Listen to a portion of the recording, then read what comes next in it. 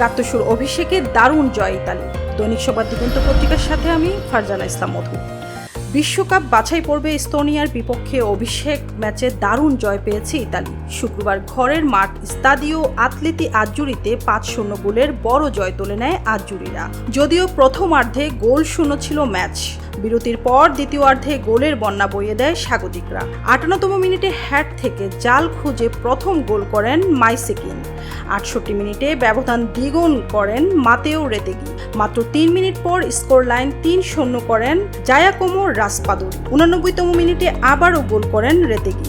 যোগ করার সময়ে শেষ গোলটি করেন আলেসান্দ্রো বাস্তুনি। পুরো ম্যাচে ৭১% বল দখলে রেখে ইতালি ৪০টি শট নেয় গোলমুখে, এর মধ্যে ১৩টি ছিল টার্গেটে। অন্যদিকে এস্তোনিয়ার নেওয়া ৪ শটের মধ্যে কেবল ২টি ছিল লক্ষ্যে। ম্যাচ শেষে ইতালির নতুন কোচ জেন্নারো গাত্তুসো সন্তোষ প্রকাশ করে বলেন, ছেলেরা দুর্দান্ত মনোভাব দেখিয়েছে। প্রথমার্ধে গোল না পাওয়ায় কিছুটা শঙ্কা ছিল, তবে দ্বিতীয়ার্ধে তারা দুর্দান্ত খেলেছে।